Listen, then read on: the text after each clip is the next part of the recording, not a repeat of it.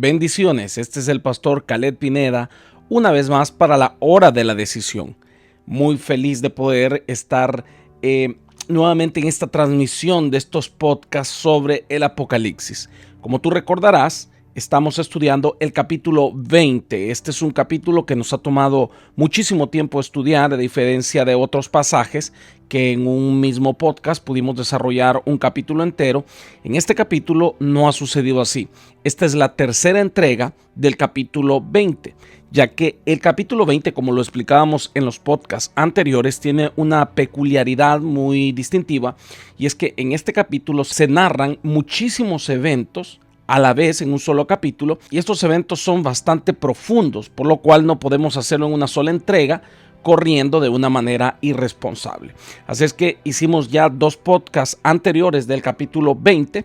En el primer podcast abordamos el capítulo del versículo 1 hasta ahí por el versículo 6, que nos habla acerca del establecimiento del reino milenial de Cristo, y hablamos acerca de las tres audiencias que se van a desarrollar antes del reino milenial para determinar quién entrará y quién no al reino milenial.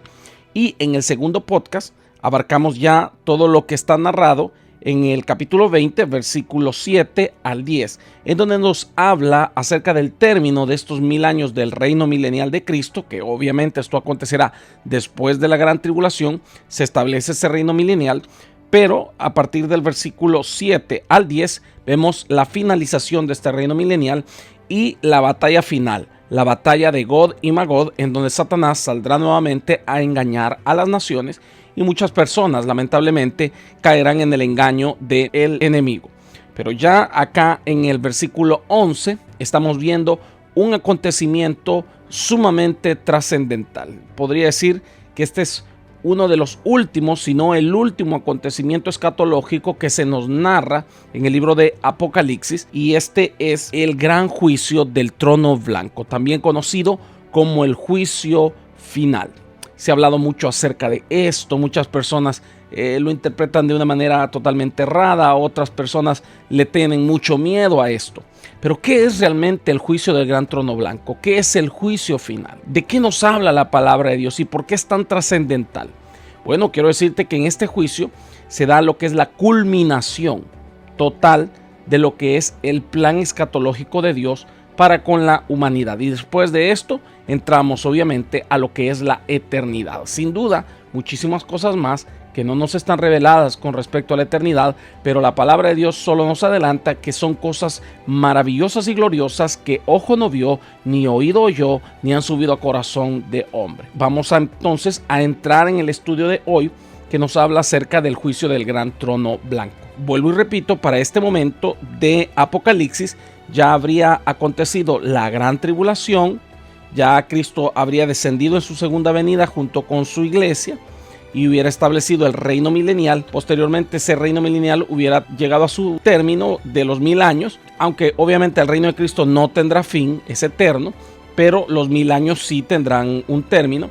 Luego ya hubiera pasado la batalla de Gog y Magog, y ya hubiera sido para este momento condenado Satanás, el falso profeta y también el anticristo. Si quieres conocer toda esta cronología de eventos completo, cómo es que se desarrolla, dónde está la iglesia para este momento, pues te invito a que vayas y escuches todos nuestros podcasts anteriores del capítulo 20, y no solo del capítulo 20, sino de todo Apocalipsis. Si tú entras a nuestro canal y vas a la lista de reproducciones, en la playlist donde dice el Apocalipsis, ahí encontrarás todos los podcasts desde el capítulo 1 hasta acá. Así es que te invito que puedas ir y escucharlo. Sin embargo, no te voy a dejar con la duda.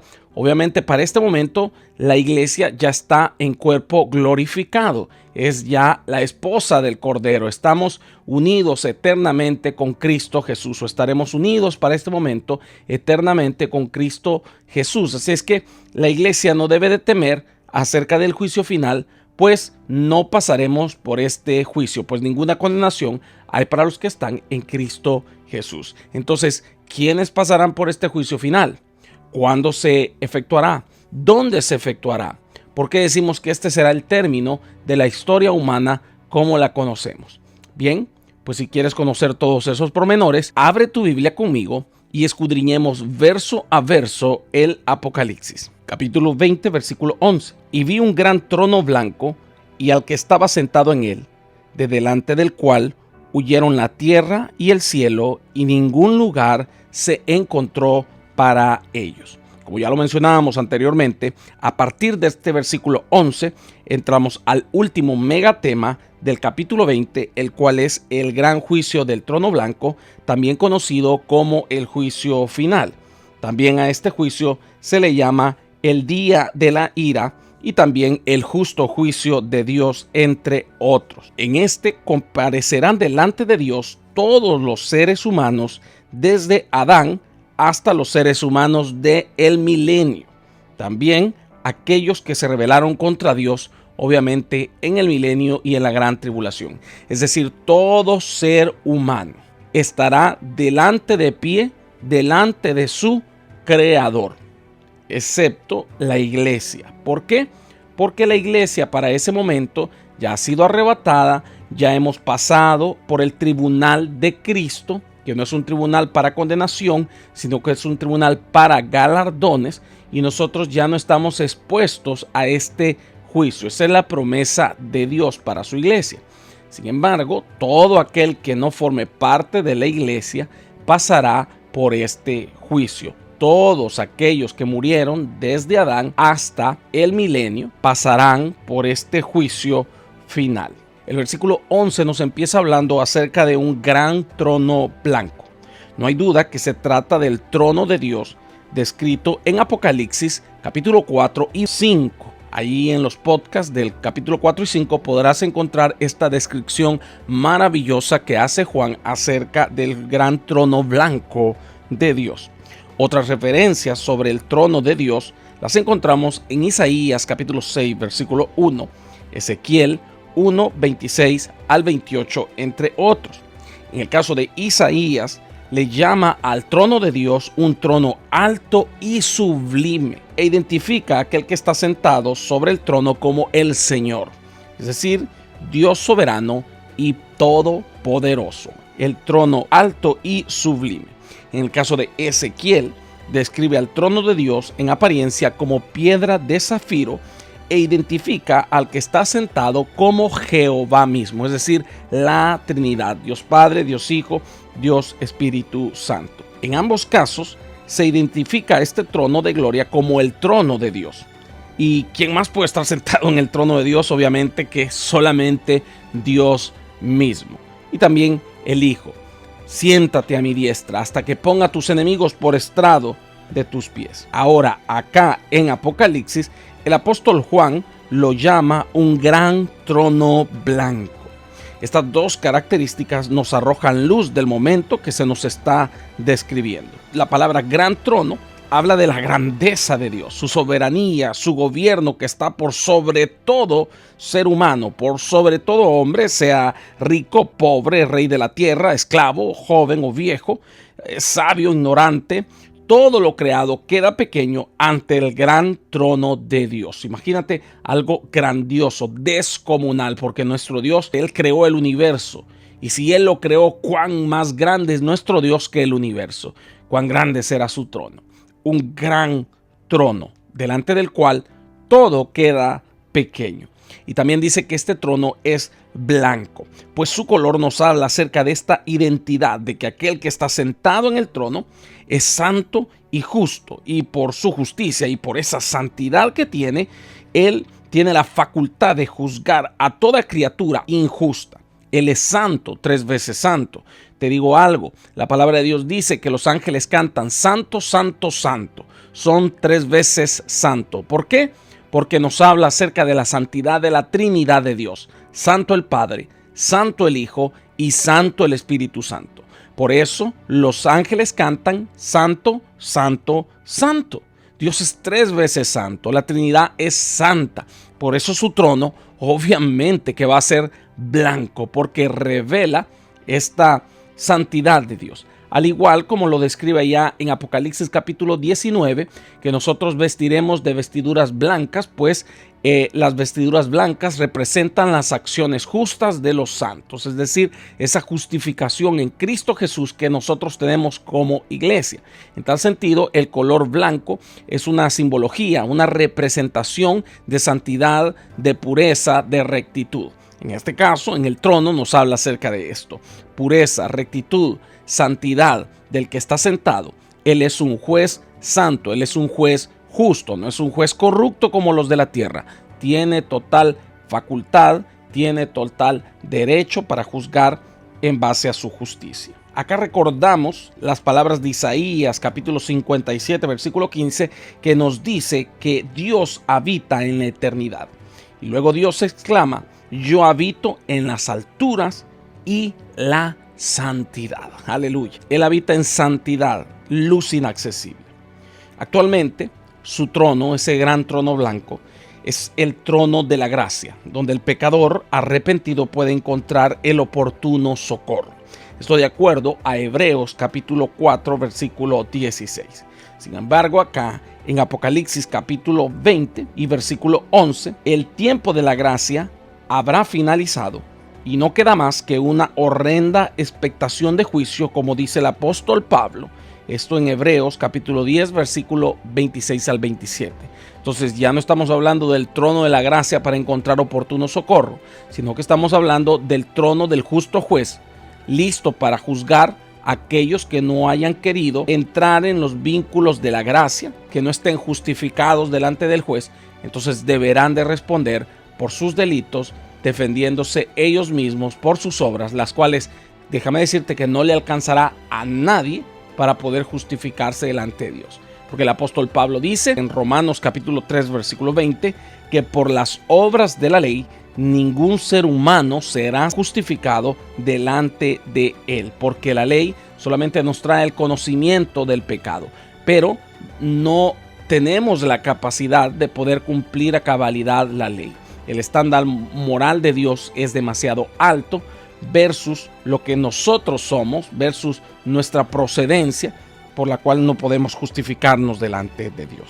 También menciona en el versículo 11 que el cielo y la tierra huyeron de delante de la presencia de Dios, que está sentado en su trono blanco para juzgar. Esto nos puede hablar acerca de por lo menos tres cosas. La primera es que el juicio final se desarrollará en una esfera mucho más allá de la esfera material, muy posiblemente en la eternidad o un lugar intermedio, pero definitivamente este juzgado no estará acá en la tierra. Esto podría ser una explicación para lo que dice el apóstol Juan, que dice que delante de Dios huyeron el cielo y la tierra. Es decir, se traslada el cuadro a una esfera más allá de la esfera material. Como nosotros hemos visto en todo Apocalipsis, siempre el apóstol Juan ha sido muy específico en ubicarnos en tiempo y lugar.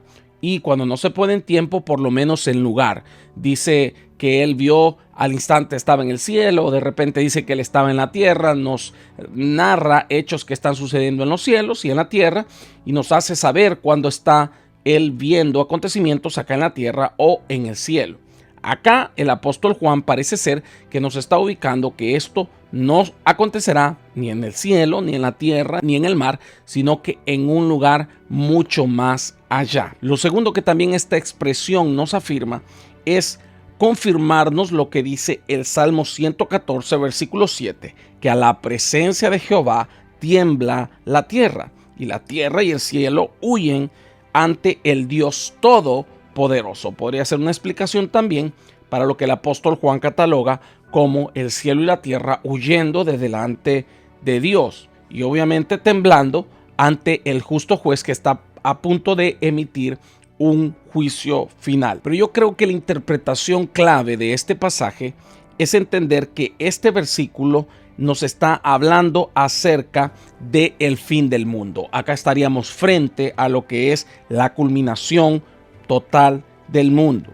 Es decir, la tierra terminaría y sería destruida para dar paso a los cielos nuevos y la tierra nueva descritas allá en Apocalipsis capítulo 21, que estaremos viendo en nuestro próximo podcast. Entonces acá bien podríamos estar frente a lo que realmente será el fin del mundo. Este versículo, huyeron el cielo y la tierra, también es un paralelismo por lo dicho por nuestro Señor Jesucristo en Mateo capítulo 24, versículo 35, en la parte A, cuando Él dice, los cielos y la tierra pasarán. Y el cumplimiento de la parte B, que Él dice, mas mis palabras no pasarán, lo vemos expresado en el versículo 12. Esto lo vamos a ver más adelante. Entonces, los cielos y la tierra pasarán, se está refiriendo a que el cielo y la tierra que hoy conocemos ya no existirá más, será destruida. Muchas personas han alegado y han sugerido que la tierra no será destruida, puesto que ellos consideran que esto sería como darle de alguna manera gusto al diablo que quería destruir la creación de Dios. Y estos hablan de que una regeneración total de la tierra sería algo mucho más lógico. Sin embargo, cuando llegamos hasta el Apocalipsis 21 nos damos cuenta que los vocablos griegos utilizados para cielos nuevos y tierra nueva expresan una creación de algo mejor de lo que existe. Esto lo vamos a ver allá cuando veamos el capítulo 21. Es decir, que no está hablando de una regeneración. De igual forma, aquel que hizo la tierra tiene la potestad de deshacerla también. Recordemos que Dios es soberano y obviamente no es coaccionado absolutamente por nadie, mucho menos por ese maligno, esa piltrafa como lo es Satanás. Entonces, eso de que sería como darle gusto al diablo es realmente una filosofía bastante ilógica. Dios es soberano, Él no tiene por qué darle gusto a nadie, Él hace como quiere. Así es que Dios destruyendo la tierra no nos habla acerca de la complacencia de Dios absolutamente con nadie, sino de su soberanía y de su poder en acción. Él hace como Él quiere. Él es el creador y también puede deshacer lo creado, porque hay tiempo de plantar y tiempo de arrancar lo plantado, tiempo de construir y tiempo de destruir, dice allá el libro de Eclesiastés. Por eso yo creo que estamos acá frente a lo que será el fin del mundo. ¿Por qué? Porque esta idea de la destrucción de la tierra y la creación de un cielo nuevo y tierra nueva es expresada en todo el Antiguo Testamento y también en el Nuevo Testamento. Pasajes tales como el Salmo 102, 25 y 26, Isaías 51, 6, Mateo 24, 35, Marcos 13, 31, 2 de Pedro 3, 7, 2 de Pedro 3, 10 al 12, entre muchos otros, nos hablan acerca de la destrucción del mundo, del fin del mundo, para dar paso a un cielo nuevo y una tierra nueva donde morará la justicia y la verdad. El versículo termina diciendo, y ningún lugar se encontró para ellos. Eso también expresa y apunta que no hay lugar donde guardarlos, no hay lugar donde reciclarlos. Solo queda obviamente destruirlos, fundirlos, desvanecerlos. Estoy de acuerdo a 2 de Pedro 3, 10 al 11 que dice que los elementos ardiendo serán deshechos, las cosas serán destruidas. Yo suelo recordar mucho este versículo cuando ordeno cosas en casa y no encuentro lugar donde poner las cosas. Se me viene este versículo y no se encontró ningún lugar para ellos. Entonces digo, no, pues no tengo donde tenerla, lo tiro o lo regalo porque no tengo donde tenerlo, ¿sí? Entonces, siempre recuerdo mucho este versículo y me hace mucha lógica. No se halló lugar para ellos, no hay donde reciclarlos, no hay donde guardarlos, pues chao, se destruye y da paso a algo nuevo. Versículo 12. Y vi a los muertos, grandes y pequeños, de pie ante Dios, y los libros fueron abiertos, y otro libro fue abierto, el cual es el libro de la vida. Y fueron juzgados los muertos por las cosas que estaban escritas en los libros según sus obras. Ok, acá dice, vi a los muertos de pie delante de Dios. El ver a los muertos en pie expresa que estos ya no están en la tumba y sus cuerpos tomaron vida nuevamente y están ante el juicio divino de Dios, en ese juzgado celestial. Es decir, que esto nos habla acerca de la última resurrección en la cual todos los seres humanos que murieron, como ya lo dijimos, desde Adán hasta Gog y Magog, resucitarán para presentarse ante el juicio de Dios y ser juzgados. Si tú estuviste con nosotros en el primer podcast del capítulo 20, te recordarás que allá En el versículo 5 dice, pero los otros muertos no volvieron a vivir hasta que se cumplieron 1000 años. Esta es la primera resurrección. Recordemos que decíamos que la primera resurrección nos habla de esta sucesión de resurrecciones, tanto de la resurrección de Cristo como de la resurrección de los muertos en Cristo allá en el arrebatamiento de la iglesia, así como también de la resurrección de los mártires de la gran tribulación previo al milenio. Esta es la primera resurrección. Ahora, esta es otra resurrección, porque ya no estamos hablando de una resurrección de vida y que es de la iglesia. Aquí estamos hablando de una resurrección en la cual resucitarán algunos para vida y otros para muerte. Esto según Mateo capítulo 5 versículo 25, que dice, y estas son palabras de Cristo: de cierto os digo, viene la hora, y ahora es, cuando los muertos oirán la voz del Hijo de Dios, y los que la oyeren vivirán. Versículo 28. No os maravilléis de esto, porque vendrá hora cuando todos los que están en los sepulcros oirán su voz. Y los que hicieron lo bueno saldrán a resurrección de vida, mas los que hicieron lo malo a resurrección de condenación. Esta es la resurrección de la cual nos está hablando acá Apocalipsis capítulo 20, versículo 12, que dice que los muertos estaban de pie delante de Dios. Recordemos que, como ya lo hemos explicado en otros podcasts, el infierno no es el destino final de los malvados. Eso es como una especie de cárcel provisional, como una especie de Bartolina, que al igual que cuando una persona es capturada, es puesta en Bartolinas o en cárceles provisionales, pero no es la cárcel donde él va a cumplir su condena final. Una vez que ha pasado por una audiencia de vista pública y ha sido encontrado culpable, posteriormente va a un juzgado de sentencia en donde se le da a conocer al culpable o al imputado en dónde cumplirá su condena, en qué penal. Cumplirá la condena de 30, 40, 50 años. Y entonces es trasladado de esa cárcel provisional de Bartolinas policiales a el penal donde va a cumplir su sentencia final. De igual manera, el infierno es solamente una especie de cárcel provisional, pero no será el lugar final para los malvados. Estos tendrán que presentarse a la vista pública celestial, al juicio eterno de Dios, al juicio celestial de Dios, y ahí serán culpados, imputados, condenados y puestos en el penal, llamémoslo así, eterno, que se llama lago de fuego. Y como estos muertos cometieron el pecado en el cuerpo, pues tienen que ser juzgados en el cuerpo. Por esto es que el cuerpo resucitará y estará de pie delante de Dios. Esto también lo podemos comparar con las leyes acá en la tierra. Cuando una persona comete un delito, por ejemplo en España, y huye a Francia, la Interpol se encarga de capturarlo y trasladarlo nuevamente a España. ¿Por qué? Porque es en España donde él cometió su delito y ahí tiene que ser juzgado. Entonces, de igual manera, como el muerto cometió el delito en el cuerpo, cometió el pecado en el cuerpo, pues tendrá que resucitar para presentarse delante del justo juez y luego será lanzado al lago de fuego y ahí será la segunda muerte. ¿Por qué? Pues es una muerte espiritual eterna y muy probablemente también nos habla de que su cuerpo también se consumirá, pero su alma quedará ahí eternamente. Por eso se le llama la segunda muerte. Muchas personas han considerado que todo el que llegue al juicio final ya va a ser para condenación y que nadie va a ser salvo ahí. Esto yo no lo comparto, pues como nosotros acabamos de leer allá en San Juan 5, 28 y 29, Cristo dice que hay algunos que resucitarán para vida eterna y otros para condenación eterna. Entonces, algunos que se presenten en el juicio del gran trono blanco alcanzarán la salvación, pues estarán sus nombres inscritos en el libro de la vida, como ya veremos más adelante.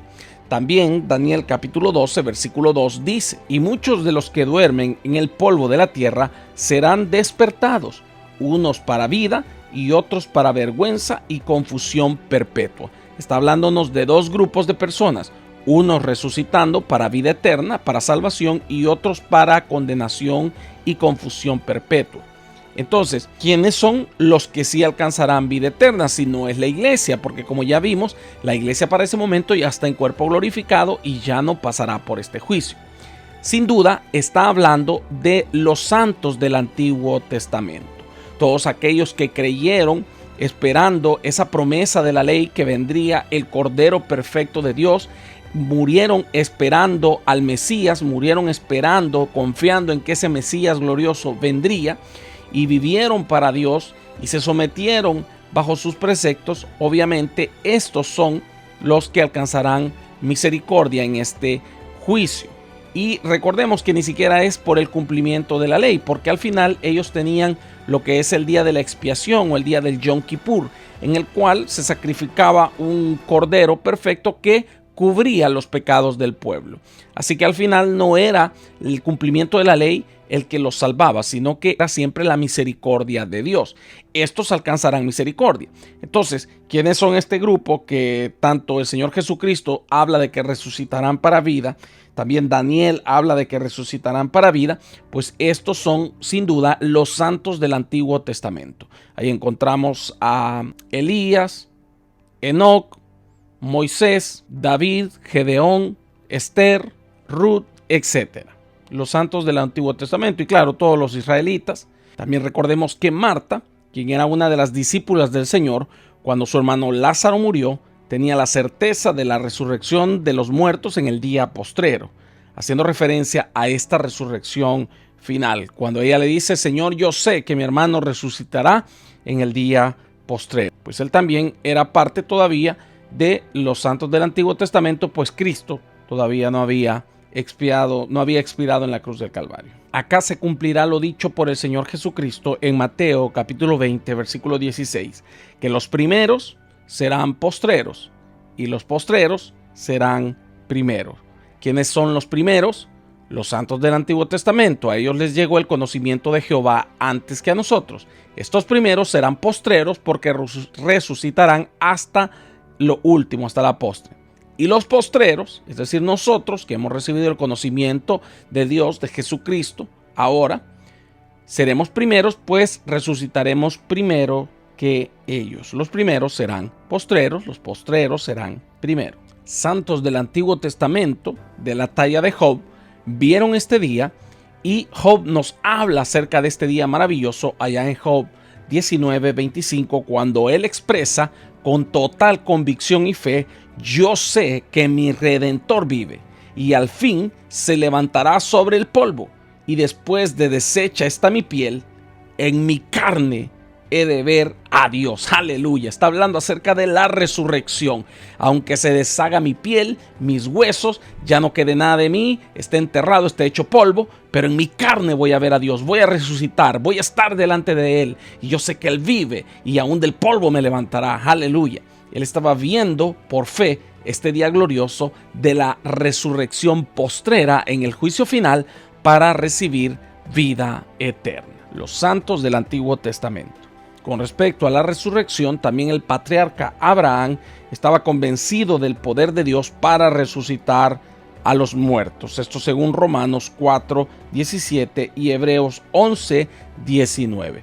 Él iba subiendo con Isaac, decidido a matarlo, porque él creía, tenía la convicción plena de que Dios se lo iba a resucitar. Por eso este hombre es catalogado como el padre de la fe. Otras referencias a la postrera resurrección están también en Isaías capítulo 25:8 y Oseas 13:14. Hay algo que resaltar también, y es que el versículo continúa diciendo que estaban de delante de Dios aquellos grandes y pequeños. Esto nos habla de la justicia de Dios, que no hará acepción de personas. Pues como sabemos, la justicia del mundo usualmente aplica la ley al descalzo, al pobre, y al rico, al grande, al poderoso, lo deja impune. Sin embargo, delante de este tribunal de Dios, delante de este trono blanco, se presentarán los grandes y pequeños. Ahí no habrá influencia que valga. Dios ejecutará su sentencia, su juicio contra todo injusto, contra todo grande y contra todo pequeño. Ahí estará Nerón, ahí estará Hitler, ahí comparecerá Mussolini, ahí estarán todos aquellos hombres que han hecho grandes maldades, ahí delante del juicio de Dios, y no tendrán excusa, no tendrán escapatoria delante de su justo juicio. Es decir, que esta expresión nos encierra tanto un juicio indistinto para clases sociales, así como también un juicio indistinto para edades, puesto que la expresión grandes y pequeños nos puede hablar tanto de personas ancianas o que murieron ancianos, adultos, como también de personas que murieron jóvenes. Hay algunos teólogos que han planteado la posibilidad de que también cuando habla de pequeños nos habla de niños que murieron pero que ya tenían conocimiento de causa, es decir, ya habían cometido pecado y ya lo hacían de una manera consciente. Quiero decirte, mi amado hermano, que el mundo está tan degenerado que lamentablemente vemos en las noticias niños de 7, de 8 años que ya tienen 20, 30 homicidios sobre sus hombros. Niños que ya son criminales de alto rango, que ya violaron, que ya mataron, que ya robaron y que lo hacen de una manera no inocente, sino que lo hacen sabiendo lo que están haciendo.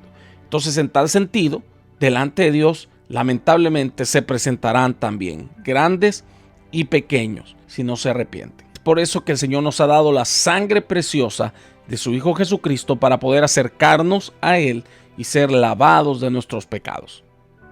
Acércate a Él, amigo.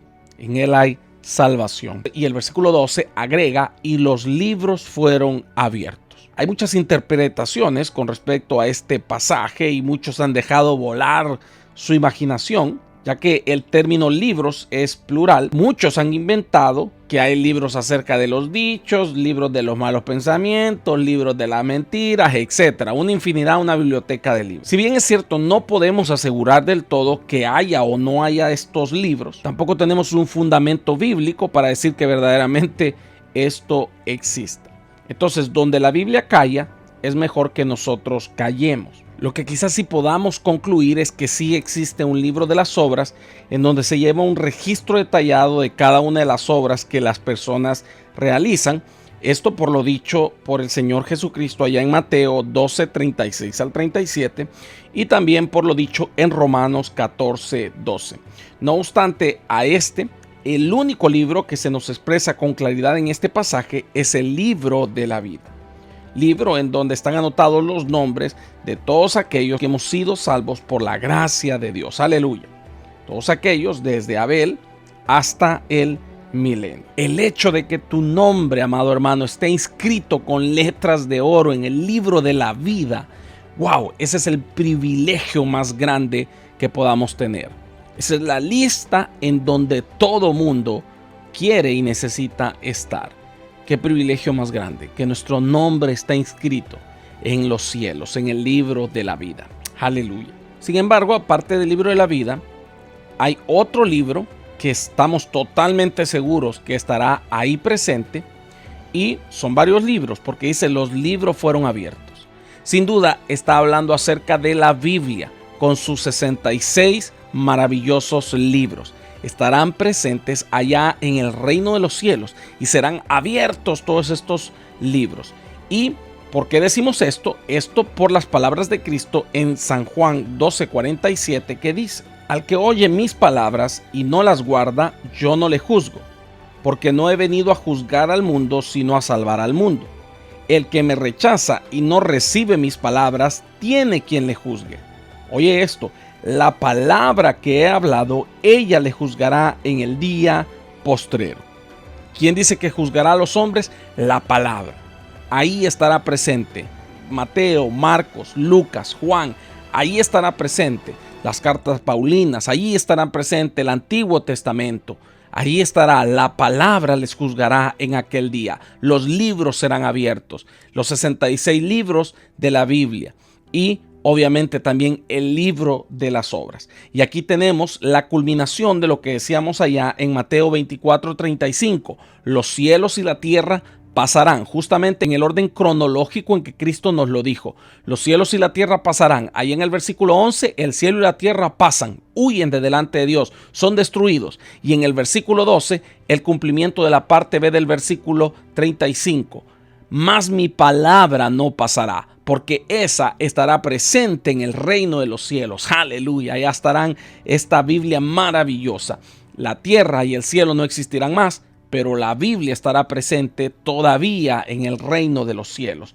Gloria a Dios, qué preciosa enseñanza cómo es de preciso nuestro Señor Jesucristo al darnos esta maravillosa enseñanza y dárnosla hasta en orden cronológico. Primero, los cielos y la tierra pasan, y lo vemos aquí en Apocalipsis 20:11, huyen de la presencia de Dios, son destruidos. Y luego en el 12, mas mi palabra no pasará. Ahí en el 12 está la palabra de Dios. Los libros fueron abiertos, 66 libros maravillosos. Aleluya. ¿La iglesia pasará por este juicio? Definitivamente que no, puesto que nuestra deuda fue pagada en la cruz del Calvario. Nuestros pecados fueron limpiados y el acta de los decretos que había en contra de nosotros para ese juicio fue anulada. No existe más. No hay fiscal que pueda sacarla de algún archivero, porque el requerimiento fiscal que había contra nosotros de todos nuestros pecados fue borrado en la cruz del Calvario por Jesucristo. Y cuando venimos a Él, aceptamos su regalo maravilloso, fuimos lavados con su sangre, y su sangre también anuló todo ese juicio, toda esa acta que había en contra de nosotros. Todo esto de acuerdo a Romanos capítulo 8, versículo 1 y 2, Romanos 3, 24 al 26, Tito 2:14 y Colosenses 2:14 al 17. En el caso de los santos del Antiguo Testamento darán cuentas por sus obras, pero en base al pacto de la ley. Y aquellos impíos que murieron sin la ley serán también juzgados por sus obras sin ley, pero si pecaron también sin el pacto de la ley serán condenados. Esto de acuerdo a Romanos capítulo 2, versículo 12, que dice: porque todos los que sin ley han pecado, sin ley también perecerán. Y todos los que bajo la ley han pecado, por la ley serán juzgados. Porque no son los oidores de la ley los justos ante Dios, sino los hacedores de la ley serán justificados. Porque cuando los gentiles que no tienen ley hacen por naturaleza lo que es de la ley, estos, aunque no tengan ley, son ley para sí mismos, mostrando las obras de la ley escritas en sus corazones, dando testimonio su conciencia y acusándoles o defendiéndoles su razonamiento. En el día en el que Dios juzgará por Jesucristo los secretos de los hombres conforme a mi evangelio. Aleluya. El apóstol Pablo está hablando del juicio final, el día en que Dios juzgará por medio de Jesucristo los secretos de los hombres. Los que vivieron sin ley serán juzgados sin ley. Los que vivieron con ley serán juzgados por la ley. Será un juicio justo, equitativo, pero que al final aquellos que se arrepintieron acceden a la gracia de Dios. Aquellos que en vida no se arrepintieron también serán acreedores del juicio implacable de Dios. Algo importante que mencionar acá son estas referencias bíblicas a este juicio final. Como nosotros lo acabamos de leer, ahí en Romanos 2:16 se nos hace otra vez otra referencia más a este juicio final, cuando dice: en el día que Dios juzgará por Jesucristo los secretos de los hombres conforme a mi evangelio. Y nos revela también que quien estará juzgando, quien estará a cargo de llevar a cabo este juicio, será la segunda persona de la Trinidad de Dios, Jesucristo. Dice que Dios juzgará por Jesucristo. También Romanos capítulo 2, versículo 5 nos habla de este juicio final, cuando dice: pero por tu terquedad y por tu corazón no arrepentido estás atesorando ira para el día de la ira, cuando se revelará el juicio justo de Dios. ¿No te arrepentiste? Estás atesorando ira para el día de la ira. No habrá misericordia para aquellos que no se arrepientan. También Mateo 12:36 dice que de toda palabra ociosa darán cuenta los hombres, hablando de que darán cuenta en el juicio final. También Hebreos 9:27 dice que está establecido que el hombre muera una vez y después el juicio. Bien, puede estar haciendo referencia a un juicio del alma personal al momento de la muerte, como también a el juicio final. Después de la muerte, los muertos quedan esperando al juicio, aquellos muertos que no han muerto en Cristo Jesús. También Mateo capítulo 10 versículo 15 nos habla acerca del juicio final, cuando Cristo dijo: de cierto os digo que en el día del juicio será más tolerable el castigo para la tierra de Sodoma y de Gomorra que para aquellas ciudades que obviamente no se quisieron arrepentir. Nos habla acerca de ese juicio final. También segunda de Tesalonicenses capítulo 1 versículo 6 dice: en llama de fuego para dar retribución a los que no conocieron a Dios ni obedecen el evangelio de nuestro Señor Jesucristo, los cuales sufrirán pena de eterna perdición, excluidos de la presencia del Señor y de la gloria de su poder.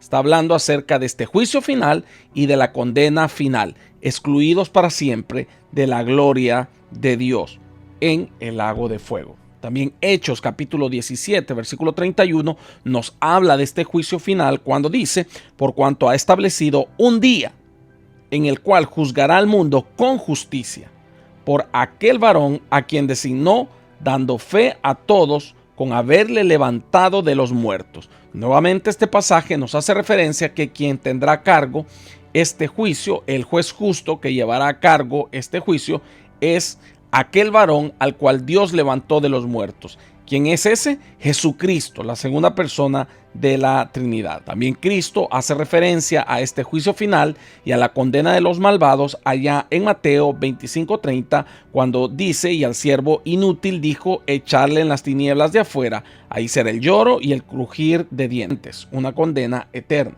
También Primera de Pedro capítulo 4 versículo 17 nos hace apelación a este juicio cuando dice: el juicio de Dios comenzará por casa, si comienza por nosotros, ¿cuál será el fin de aquellos que no obedecen el evangelio de Dios? También Daniel capítulo 7 versículo 26 habla de este juicio de manera muy gráfica cuando dice: pero se sentará el juez y le quitarán su dominio para que sea destruido y arruinado hasta el fin, hablando obviamente de Satanás y de su séquito malvado, del anticristo y el falso profeta, allá en el juicio final. También Jesucristo habló de este juicio en Mateo 13:41 cuando dijo: enviará el Hijo del Hombre a sus ángeles y recogerán de su reino a todos los que le sirven de tropiezo y a los que hacen iniquidad.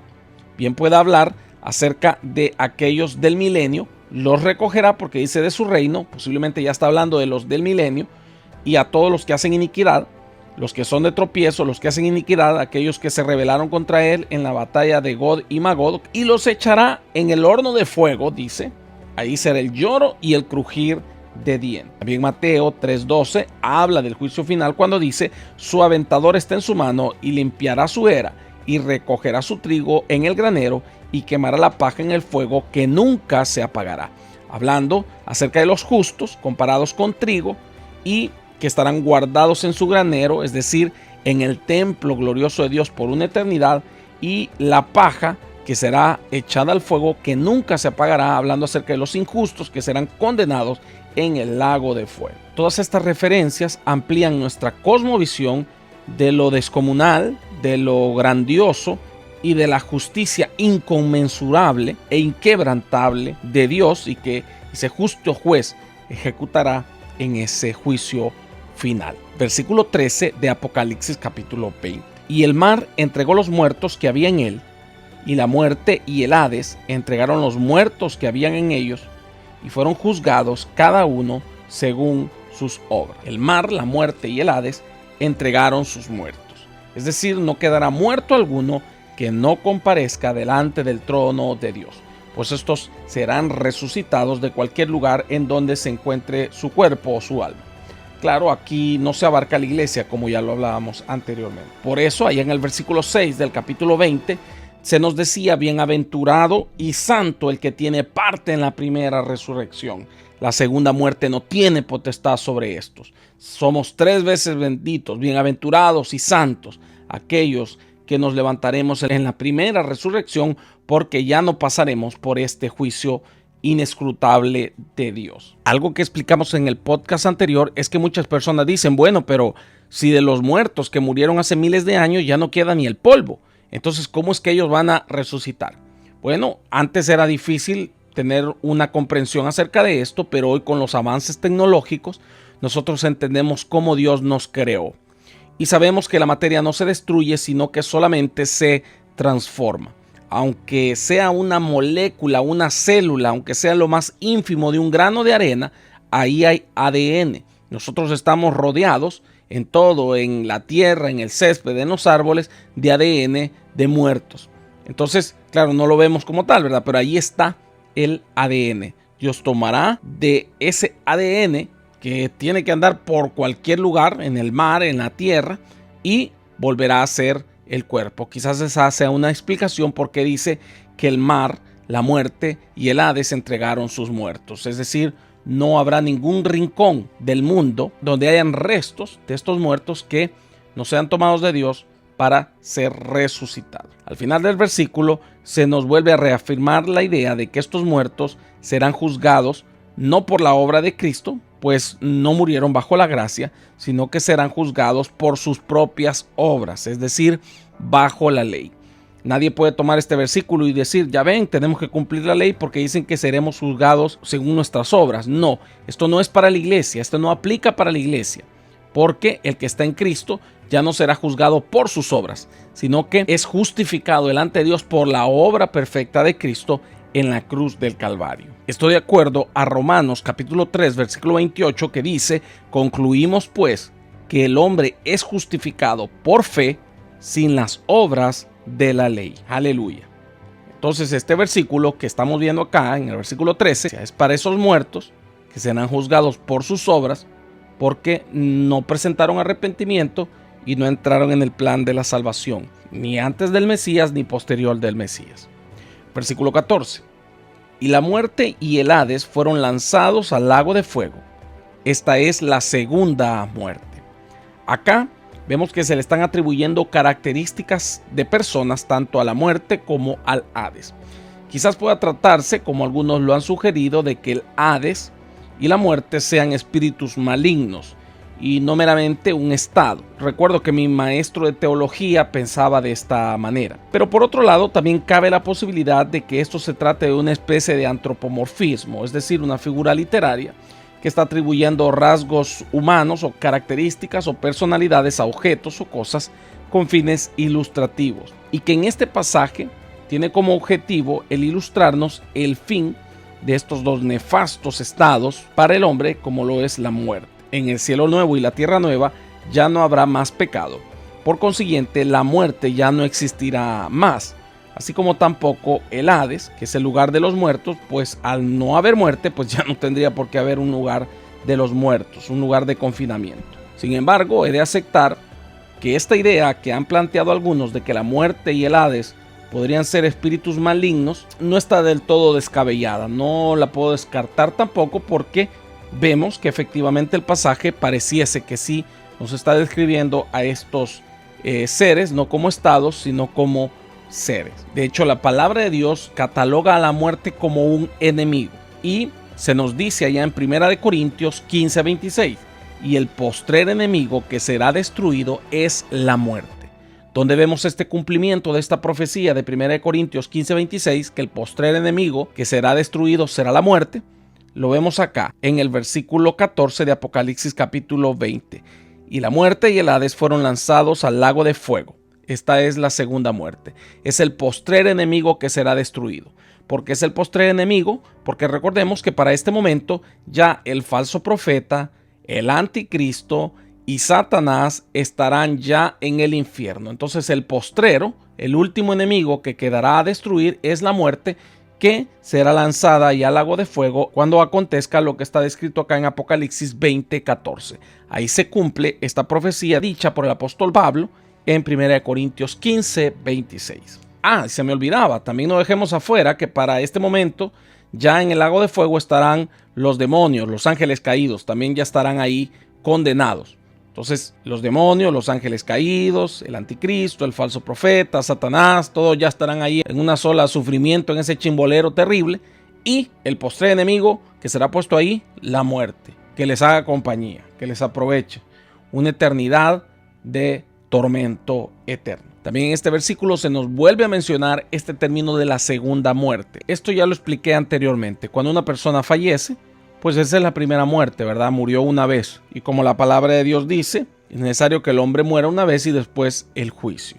Entonces muere, si murió en Cristo Jesús, pues va al paraíso, un lugar de espera glorioso, de descanso, esperando la resurrección en Cristo Jesús. Y si muere sin Cristo, pues va al infierno, que es también un lugar de espera, pero en condenación, esperando el juicio final. En el juicio final, estos que están en el infierno resucitarán y al ser condenados volverá a morir su cuerpo otra vez porque recibirán condena en su cuerpo. Serán lanzados vivos al lago de fuego. Muy probablemente a esto se refiera como la segunda muerte. Su cuerpo otra vez siendo quemado y el alma quedará ahí en condenación eterna. También puede estar hablando no necesariamente de eso, sino que posiblemente ellos resucitarán ya en un cuerpo que les permitirá soportar esta condena eterna. Entonces serán lanzados ahí, y cuando habla de la segunda muerte se refiere a que será una muerte espiritual porque ya nunca más saldrá de ahí. El que llegue a ese lugar lamentablemente no tendrá escapatoria de ahí por los siglos de los siglos. No habrá manera, no hay un salvoconducto, no hay un recurso, no hay una forma. Lamentablemente el que muera sin Dios irá a una condenación eterna. Que el Señor nos libre de apartarnos de Él. Verdaderamente debemos de velar por esta tan grande salvación. Vale la pena. Porque también la otra cara de la moneda, aquellos que muramos en Cristo Jesús o que vayamos con Él en el arrebatamiento de la iglesia, pues viviremos con Él eternamente. Y nada nos podrá separar del amor de Cristo. Ni lo alto ni lo profundo, ni los principados, ni ninguna cosa creada, ni lo porvenir. En la eternidad viviremos con Cristo para siempre en gloria. Aleluya. Aquí tienen peso las palabras de Cristo en San Juan 8:51 cuando dijo: de cierto os digo, que el que guarda mi palabra nunca verá muerte. Aleluya. No pasaremos por la segunda muerte. Versículo 15. Y el que no se halló inscrito en el libro de la vida fue lanzado al lago de fuego. Algo sumamente tajante, determinante. El libro de la vida es este maravilloso libro en donde se encuentran escritos los nombres de aquellos que tenemos vida eterna. Por eso se llama el libro de la vida. Sería imposible pensar que un Dios tan ordenado, que ha puesto en orden todos los cielos, las estrellas, los planetas, las constelaciones, la tierra misma, sería imposible pensar que ese Dios tan ordenado tiene desorden allá en el cielo. Eso no puede ser así. Es obvio que debemos de pensar que este Dios ordenado tiene un registro exacto en un libro en donde están los nombres de los santos. Esto no tanto para sí mismo, pues recordemos que Él es omnisciente, Él todo lo sabe, sino que esto es un registro público que da fe, puesto que al final este libro servirá para las mismas personas, pues dice que ellos se buscarán el que no se halló inscrito en el libro de la vida. Parece ser que ellos mismos tendrán la oportunidad de buscarse en el libro. Y el que no estaba inscrito, el que no se halló ahí inscrito, pues lamentablemente será lanzado al lago de fuego y azufre. Y bien, ¿qué vendrá entonces después de esto? Más adelante vemos que el apóstol Juan dice: el cielo y la tierra no existían más, pues viene la eternidad con Dios. Amigo, es necesario que te prepares para esta eternidad. ¿Dónde quieres pasar tu eternidad? ¿En vida eterna o en condenación? Yo estoy más que seguro que no quieres condenación para tu alma. Este juicio es un juicio real. Dios es un Dios bueno, pero también es un Dios justo. Y por su bondad, Él no puede ser injusto, porque entonces, en el momento de que Él fuera injusto, dejaría de ser bondadoso. Por eso debe de juzgar. Alguien dice: pero si Dios es amor, ¿cómo va a mandar la gente al infierno? ¿Cómo va a mandar la gente al lago de fuego? Dios no va a mandar a nadie al lago de fuego. Serán las mismas acciones del ser humano que le llevarán a condenación eterna. Escapa por tu vida. Ven a Jesucristo hoy. Él te ama. Pon en las manos de Dios tu destino eterno. El juicio final es ineludible. No lo vas a poder evitar. Impostergable. No lo vas a poder retrasar. E indelegable. Es decir, no vas a poder mandar a nadie más. Un día te presentarás cara a cara delante del Dios que te creó y te dio la vida, y darás cuenta por cada una de las cosas que has hecho en tu vida. Acepta a Jesucristo para que no tengas que pasar por ese juicio. Solamente Él es el medio de salvación. Jesucristo dijo: yo soy el camino, la verdad y la vida, y nadie viene al Padre si no es por mí. No puedes llegar delante de ese juicio sin un justificante como Jesucristo. Es más, Él te promete que no pasarás por ese juicio. Acepta a Jesucristo hoy. Al final de este podcast estará apareciendo la oración de fe. Si tú la oras con fe, el Señor Jesucristo entrará en tu corazón y perdonará tus pecados. Este fue tu hermano y amigo, el pastor Caleb Pineda. Te espero en nuestra próxima edición, donde estaremos viendo ya el capítulo 21. Estamos a solo 2 capítulos de finalizar este libro maravilloso del Apocalipsis. No te lo pierdas. Dios te bendiga.